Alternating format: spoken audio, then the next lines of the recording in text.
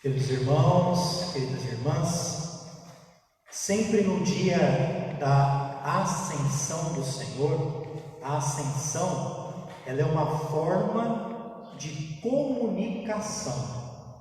É Deus que sobe à morada do Pai e continua comunicando, porque não é uma subida que deixa-nos ausente, mas ao subir ele comunica o Espírito Santo. Portanto, todo batizado deve comunicar o que o Evangelho nos deu como uma ordem, não foi uma recomendação. Ide a todo lugar, ide fazer discípulos meus. Fazer discípulo não é impor uma religião. Fazer discípulo não é impor uma doutrina. Fazer discípulo é comunicar o amor de Deus por nós. Comunicar como Ele nos amou. Comunicar o seu perdão, a sua misericórdia, como que Ele reconcilia. E hoje, então, nesse 54º domingo, Dia Mundial das Comunicações, o Papa escreve uma carta nesse dia fantástica, extraída do livro do Êxodo. Quem tiver a oportunidade, depois leia. São 3, 4 páginas. Ele traz como título: para que você possa contar e consertar na memória. Vou repetir: para que você possa contar e consertar na memória. Depois, a vida se torna história. Ele diz nessa carta que todo mundo tem uma história para ser contada. Ele fala muito de narração, de narrativa. As nossas histórias devem ser contadas. Nós somos narradores da história. E ele tenta dizer assim: parem de querer valorizar as coisas ruins da tua vida ou da história. Nós temos tantas coisas boas para contar. Comece a contar as coisas boas, seja o narrador das coisas boas, para que você veja como que vai mudar primeiro a sua vida e a dos outros. Tem gente que diante de tantas situações só sabe ver o lado ruim da narrativa da história. E ele fala: comece a contar as coisas boas da tua história e comece a ver as coisas boas da história, principalmente da história narrada no Evangelho. Mas ele também critica de como que hoje é difícil ver a narrativa, como é contada para nós a história hoje, como é difícil de encontrar verdade naquilo que é contado. Diante de tantas falsas notícias, a gente até fica em dúvida: será que essa história é verdadeira? Então, o melhor modo também de contar a narrativa da história é com a nossa vida. A nossa vida deve se tornar uma história bonita de ser contada. A primeira leitura de hoje, ela é o comecinho do livro dos Atos dos Apóstolos. É interessante que nós estamos ouvindo o livro desde após o domingo da Páscoa, mas só agora nós estamos vendo o início, o comecinho dele. E ele começa dizendo assim: para quem que ele escreve o livro? No meu primeiro livro. Então, os Atos dos Apóstolos é o segundo livro. No meu primeiro livro, ó Teófilo, já tratei de tudo o que Jesus fez e ensinou. Então, os dois livros se formam um. O primeiro livro que ele escreveu é o Evangelho. É Lucas que escreve os Atos dos Apóstolos. O primeiro livro, ele contou das ações de Jesus.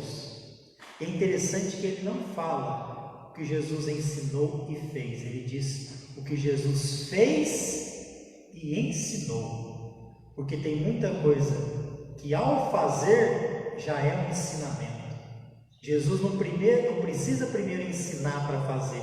Ele faz. Ele dá testemunho. Então, no meu primeiro livro, o Evangelho, que Lucas escreveu, ele contou das ações de Jesus, daquilo que ele fez. E os Atos dos Apóstolos, a gente pode dizer que é uma continuidade das ações de Jesus. Então é o quê? As ações da igreja, guiada pelo Espírito Santo.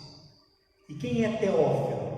Alguns dizem que pode ser um convertido, mas Teófilo em grego significa Theo, Deus, filo, amigo. Teófilo é o amigo de Deus.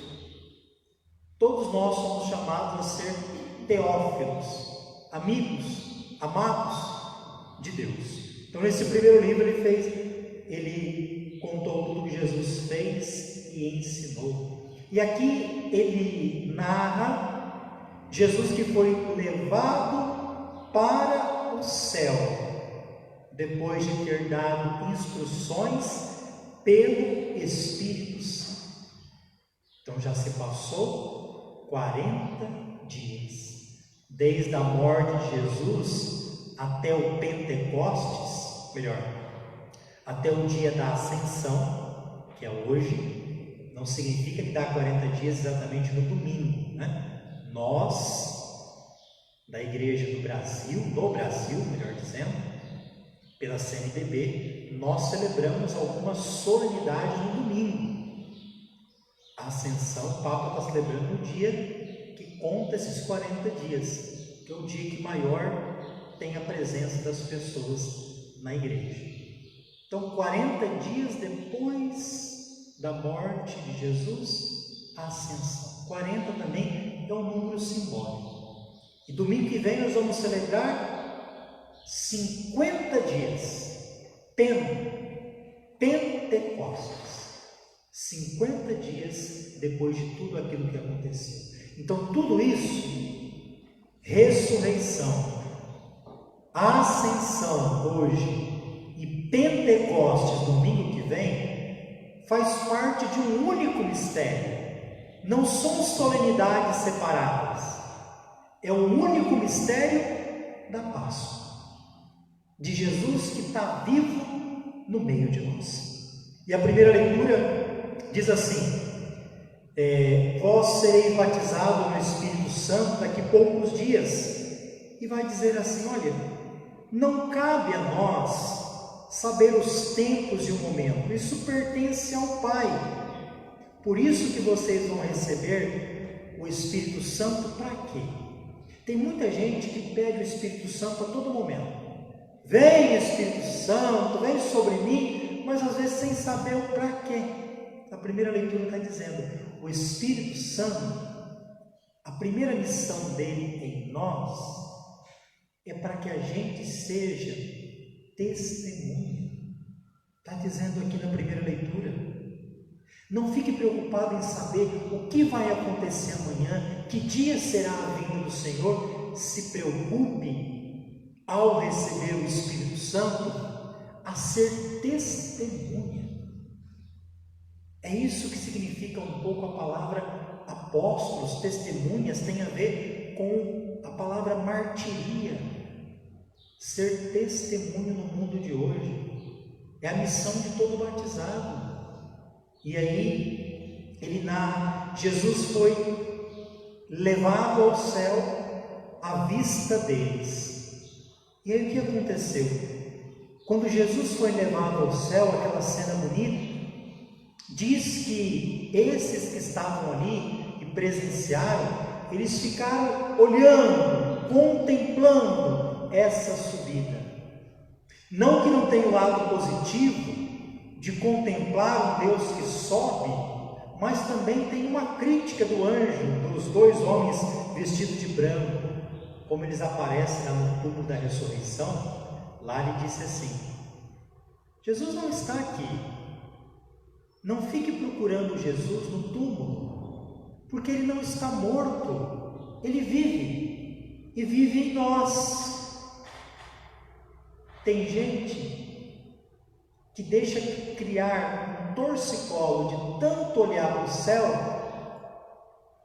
ou Pedro, Tiago e João, quando quer construir tendas porque não quer descer do monte,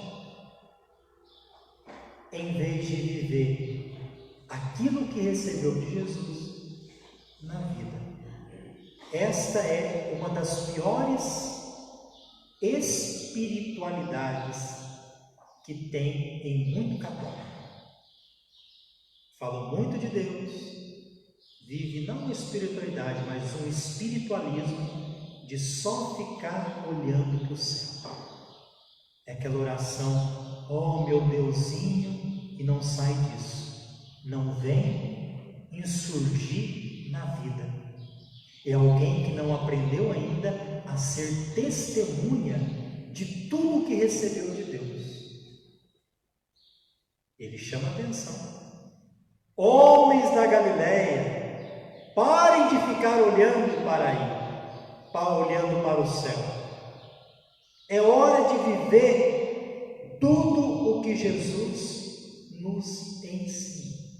Foi para isso que ele veio.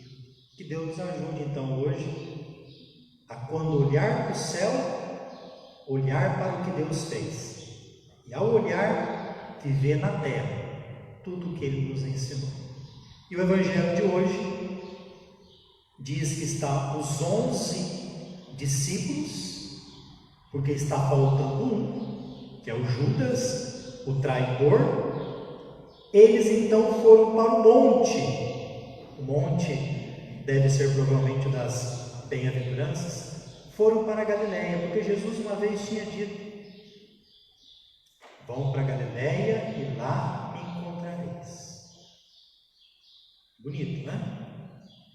Começando a evangelização a partir da Galileia, da periferia, dos lugares menos considerados. E aí, quando viram Jesus, eles se prostraram. É um gesto de adoração, mas ao mesmo tempo alguns duvidaram: será que isso vai dar certo? Ainda a insegurança de confiar totalmente em Deus. Todos nós passamos por isso também, né? Nesse tempo de pandemia, quanta gente deve ter falado assim, né? Gente às vezes fiel na missa, batizado, crismado, casado, ordenado, consagrado. De repente vem uma pandemia que tira um pouco da nossa estrutura. Será que é assim mesmo? E Jesus vem responder para nós assim, né? Primeiro, que toda autoridade me foi dada. A autoridade não é nossa, é dele. Ele tem a autoridade, por isso que ele diz com autoridade: ide, fazei discípulos meus sobre toda a terra. É uma palavra que devia nos incomodar o resto da vida, se a gente fosse dizer assim.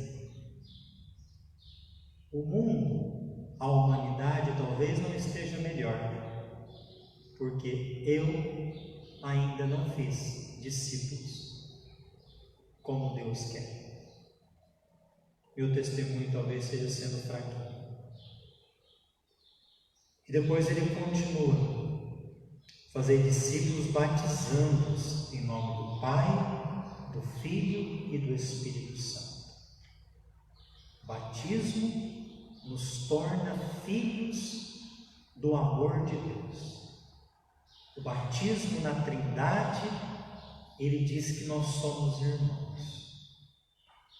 E depois ele termina assim: eis que estarei convosco todos os dias, até o fim do mundo.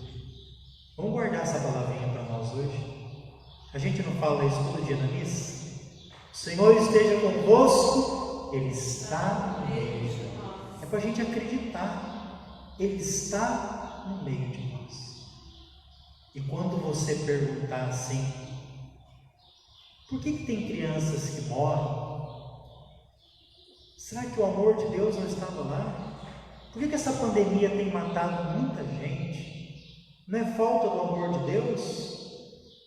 Olha, Deus nunca nega o seu amor.